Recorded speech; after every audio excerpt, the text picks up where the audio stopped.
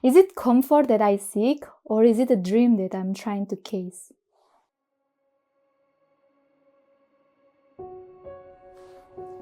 ...31 Oktober 2023, aku pamit kepada keluargaku dan sahabat-sahabat terdekat di Jakarta.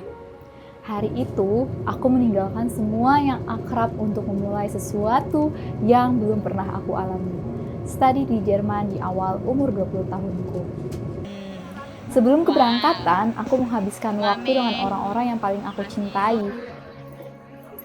Sama Aku benar-benar menikmati hari-hari terakhir bersama mereka. Aneh gitu rasanya. dadah. Kamarnya buat aku, guys. Apa ya kamar? Enggak, Sama ada banyak penantiannya. Enggak apa-apa. Tak ada tangisan, tak ada kesedihan, hanya rasa penasaran, antusiasme, dan harapan. Angip bikin review makanan. Susinya please. Jangan ada Mantap. Bagaimana tidak gitu loh. Mimpi yang sempat tertunda selama 2 tahun, akhirnya alhamdulillah menjadi nyata. Oh yeah, like it should be like that. Moscow literally. Like with all their muscles. Yeah. Like, and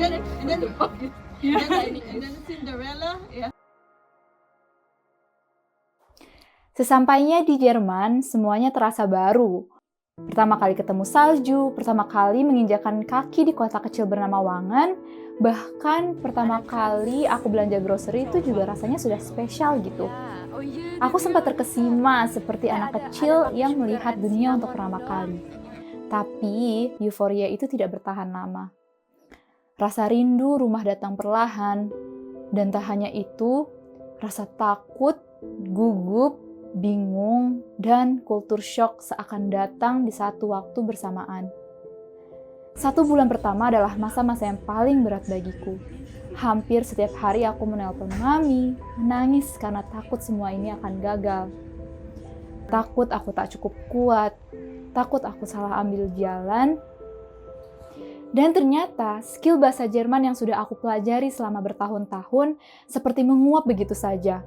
Orang-orang di Wangen tuh berbicara dengan dialek Swabish, bukan Jerman baku yang kupelajari selama ini. Rasanya ya sangat asing.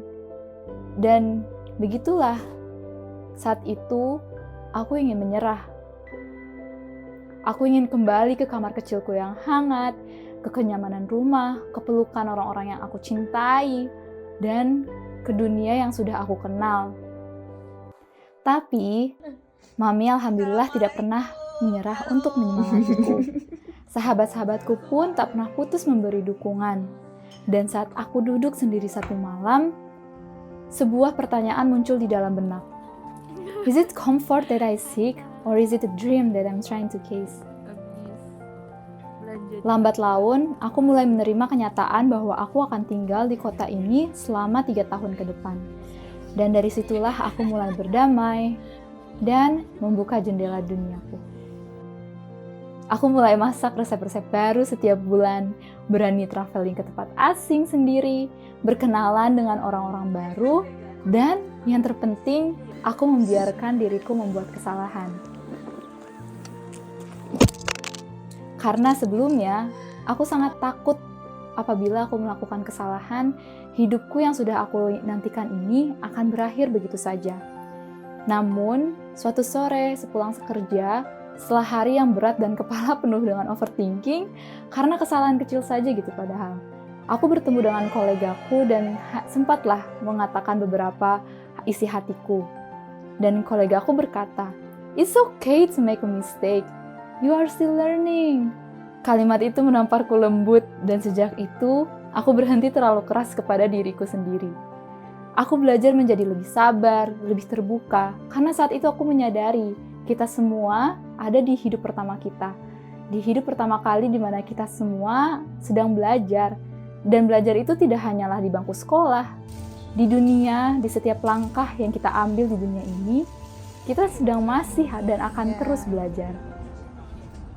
Walaupun Ausbildung keperawatan adalah sesuatu yang tidak pernah terbayangkan oleh Maura umur 8 tahun, aku sangat bersyukur bisa menjalankannya sekarang.